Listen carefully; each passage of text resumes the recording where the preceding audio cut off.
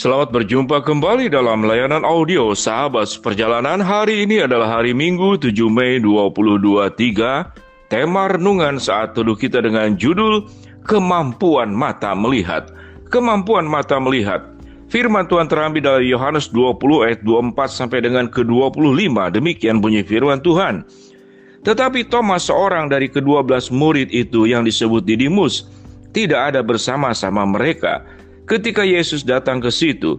Maka kata murid-murid yang lain kepadanya, "Kami telah melihat Tuhan." Tetapi Thomas berkata kepada mereka, "Sebelum aku melihat bekas paku pada tangannya, dan sebelum aku mencucukkan jariku ke dalam bekas paku itu, dan mencucukkan tanganku ke dalam lambungnya, sekali-kali aku tidak akan percaya." Mari kita berdoa. Bapa yang di dalam surga, kami ingin belajar bahwa tatkala kami mempercayai Tuhan, kami mempercayai di dalam iman dan bukan karena kami melihat. Karena kemampuan kami melihat adalah kemampuan yang terbatas. Dalam nama Tuhan Yesus kami berdoa. Amin. Shalom sahabat perjalanan yang dikasihi Tuhan, kemampuan mata melihat. Apakah benar bahwa kalau sesuatu itu tidak dilihat dengan mata, sebelum dibuktikan dengan penglihatan, maka kita tidak akan mempercayainya? Atau kalimat yang lainnya adalah sesuatu yang dilihat oleh mata, terlihat dengan jelas, itu berarti sesuatu yang bisa dipercaya. Sahabat yang terkasih dalam nama Tuhan Yesus, sesuatu yang bisa dipercaya sesungguhnya adalah sesuatu yang bisa dibuktikan secara sempurna. Sesuatu yang bisa dibuktikan secara sempurna. Menjadi pertanyaan, apakah pembuktian dengan mata itu adalah pembuktian yang sempurna? Mari kita belajar tentang kemampuan mata. Jelas, kita tahu dengan jelas bahwa mata punya kemampuan melihat warna, melihat jarak, melihat bentuk. Dan kemudian mata pada bagian ini pun tentu dilengkapi dengan indera yang lain. Kita punya indera pendengaran, kemampuan mendengar. Kita pun punya otak, kemampuan untuk berpikir. Namun seluruh organ tubuh yang termasuk ada juga pada diri Thomas, apakah maha sempurna? Sesuatu yang penuh dengan kekurangan. Bukankah kita melihat bahwa ilmu pengetahuan terus berkembang? Ada banyak hal yang kita tidak sanggup untuk diketahui dalam dunia ini. Bukankah dalam proses waktu, penyakit demi penyakit, itu obat, imunisasi, imunitas, obat-obat yang ditemukan yang terbaru itu di dalam proses berikutnya. Zaman dahulu di Perang Dunia Pertama, orang terkena diare, terkena disentri, mati sekian banyak, kemudian ditemukan obat. Demikian juga di dalam proses manusia. Manusia mengalami perkembangan dengan otak yang diberikan kepada kita. Dengan demikian, kemampuan kita melihat adalah kemampuan yang benar-benar dalam keterbatasan. Pada posisi ini, Thomas menempatkan diri, meyakinkan dirinya sendiri bahwa mata itu adalah segala-galanya. Sehingga tatkala murid-murid lain yang sudah melihat Yesus, tatkala menemui mereka, menampakkan diri kepada murid-muridnya yang terdapat di dalam ayat 19 sampai yang ke-23.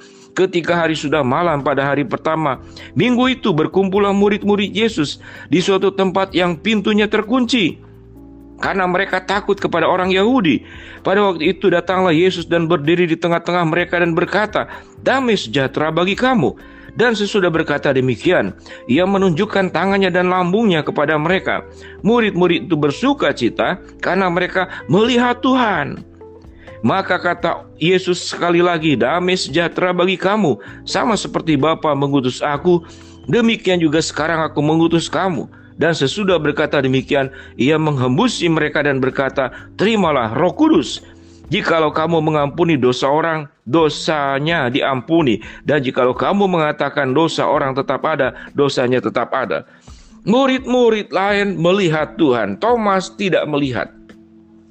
Thomas meyakini, kalau saya tidak melihat sendiri, maka saya tidak akan percaya. Sekalipun murid-murid lain itu adalah setelah melihat mereka percaya. Sahabat seperjalanan yang dikasihi Tuhan, kemampuan mata melihat, percaya karena melihat, adalah sesuatu perangkap dan jebakan kepada setiap orang-orang percaya yang membuat kita bisa menjauh dari Tuhan, yang membuat kita merasa kita lebih pandai dari Tuhan, kita lebih tahu dari Tuhan, kita lebih sanggup dari Tuhan. yang menganggap bahwa Tuhan itu adalah objek yang kita harus analisa, yang harus kita teliti.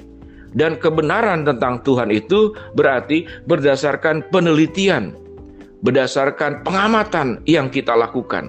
Kalau tidak sesuai dengan penelitian dan pengamatan kita, maka Tuhan kita anggap itu tidak ada.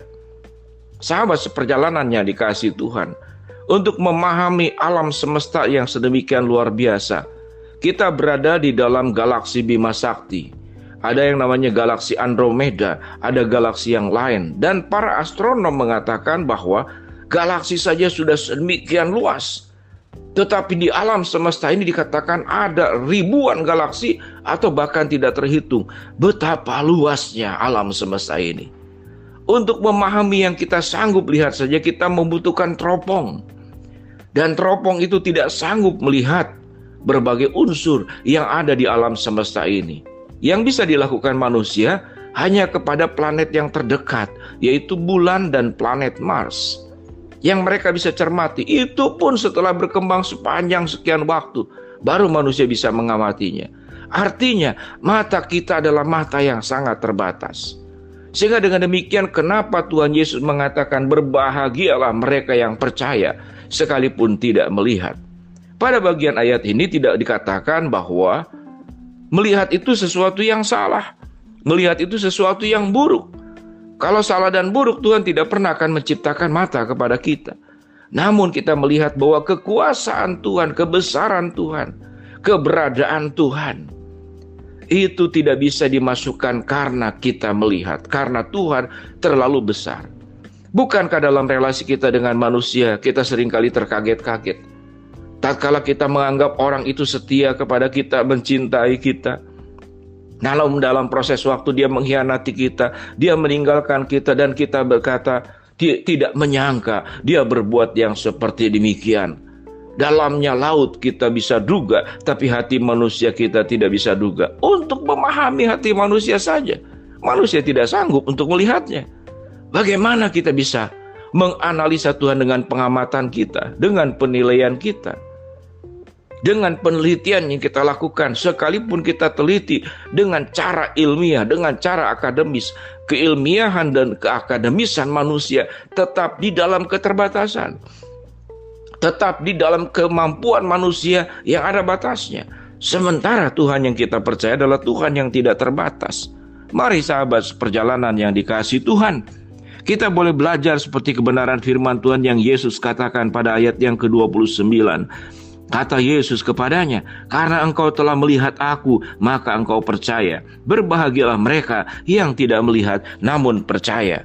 Biarlah kita jangan merasa menjadi orang yang merasa lebih pandai dari Tuhan, lebih mengerti dari Tuhan. Dan sesuatu yang tidak masuk dalam otak kita, tidak masuk dalam penglihatan kita, maka dianggap itu sesuatu yang salah. Sikap keberdosaan inilah yang kemudian Tuhan tegur dengan kalimat, berbahagialah mereka yang percaya. Sekalipun tidak melihat, karena Tuhan terlalu besar, terlalu luar biasa. Kita bersyukur untuk semua kebaikan Tuhan, dan kita mempercayai Tuhan, bukan karena pengamatan kita, namun karena iman percaya kita kepada Tuhan yang maha besar, maha luar biasa, maha agung, dan maha mulia. Mari kita berdoa. Bapa dalam surga, terima kasih buat kebenaran firman Allah yang sudah kami renungkan. Biarlah kami boleh menjadi orang yang percaya sekalipun kami tidak melihat. Karena iman adalah iman mempertaruhkan seluruhnya kepada Engkau, bukan kepada penglihatan kami.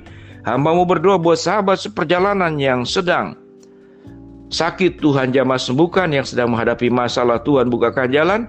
Yang sedang berdoa mengharapkan sesuatu, Tuhan akan kabulkan dengan cara dan waktunya Tuhan. Dalam nama Tuhan Yesus kami berdoa. Amin.